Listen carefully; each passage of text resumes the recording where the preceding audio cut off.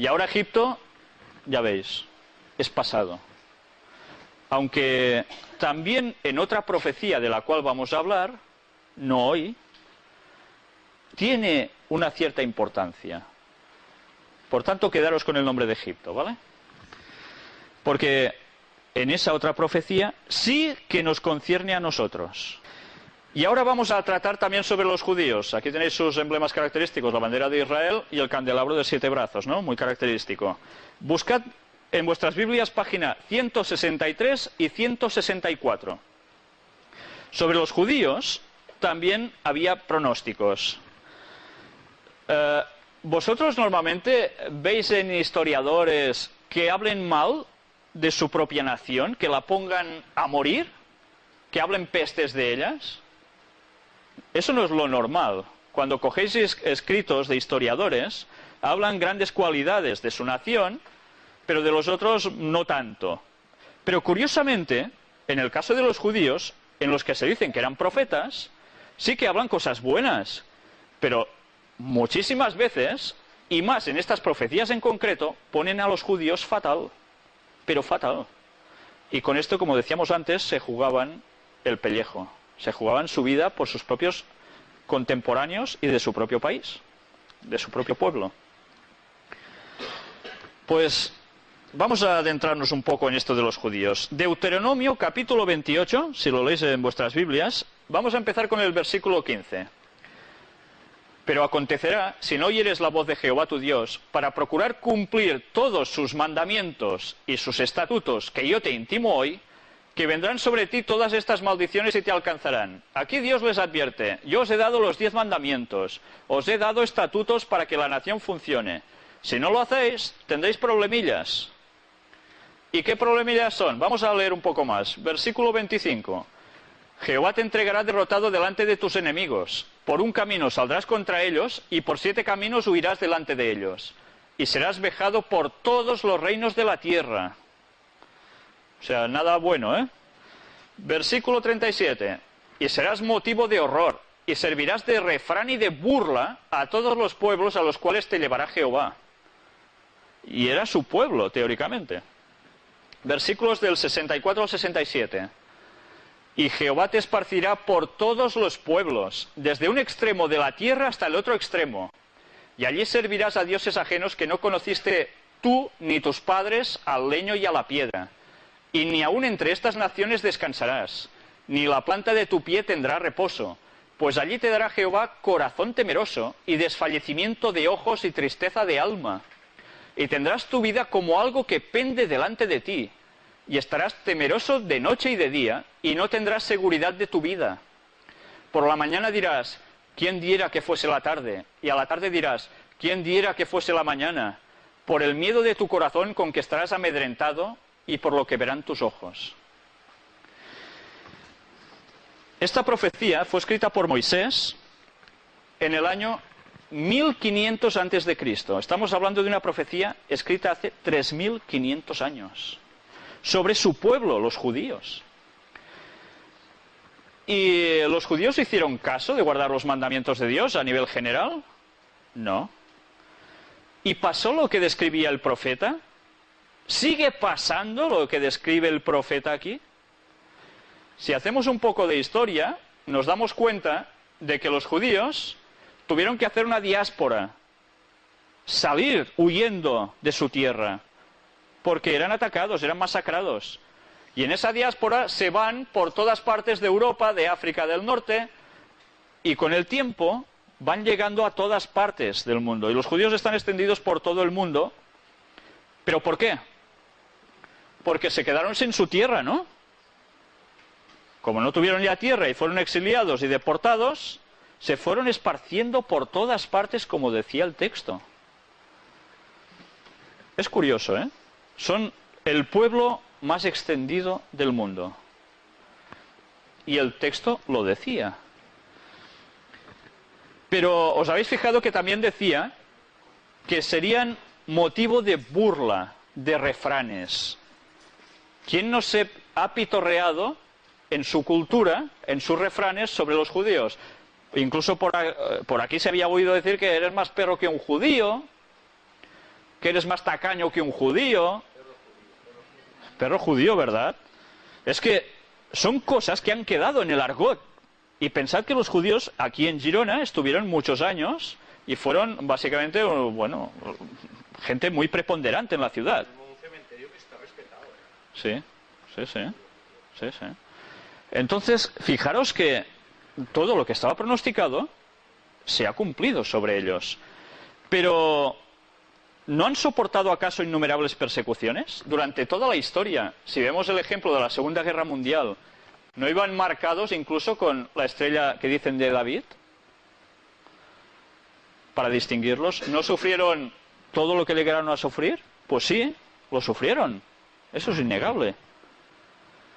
Y todo esto estaba pronosticado que les pasaría, estas desgracias, por apartarse de los mandamientos de Dios, por no querer hacer caso. Les vendrían estas desgracias. Cuando ellos estaban llamados a ser un ejemplo para todas las naciones y diciendo lo que Dios quería para todos. Como no hacen caso de eso, les pasan estas cosas. Una terrible consecuencia, ¿verdad?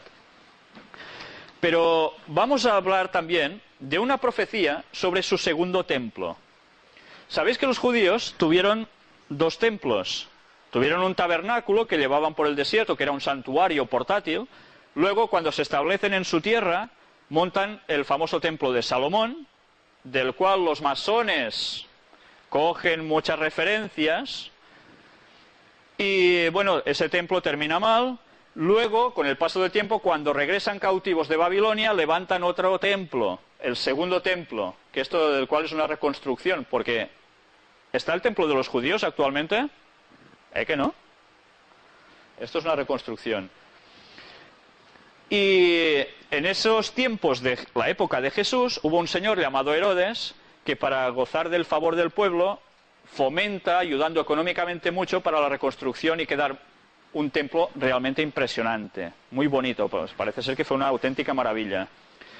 Pero resulta que aparece un personaje en la historia llamado Jesús, que todos habéis oído hablar. Y no se le ocurre otra cosa también que pronosticar algo contra cosas de su propio pueblo. Y esto lo vais a encontrar en la parte de la Biblia que se llama el Nuevo Testamento, que es cuando Jesús aparece en la historia, la página 715. El libro se llama Mateo.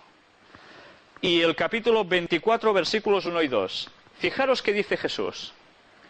Cuando Jesús salió del templo y se iba, se acercaron sus discípulos para mostrarle los edificios del templo. ¿Por qué hicieron esto los discípulos? Como era un templo fantástico, los discípulos decían, mira, Señor, qué pedazo de templo más bonito tenemos. Y Jesús los sorprende diciendo, respondiendo él les dijo, ¿veis todo esto? De cierto os digo que no quedará aquí piedra sobre piedra que no sea derribada. ¿Este pronóstico pasó o no pasó? Jesús aproximadamente murió en el año 30 y algo de nuestra era, de la era cristiana. Pero ¿cuándo se cumplió esta profecía? Porque se cumplió, ¿lo sabéis? Pues precisamente se cumplió en el año 70, 40 años después que Jesús ya había muerto.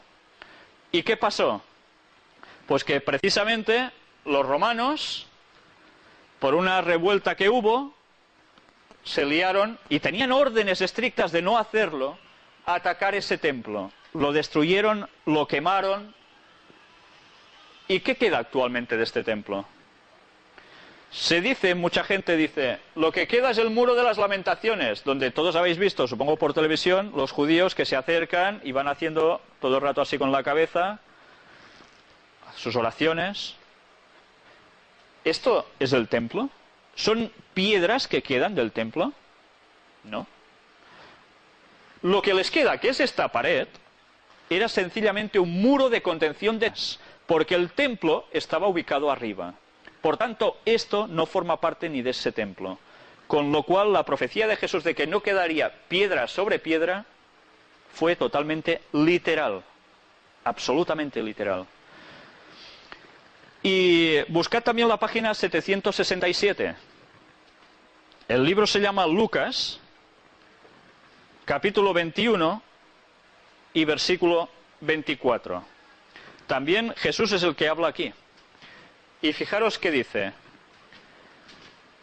y caerán a filo de espada, y serán llevados cautivos a todas las naciones.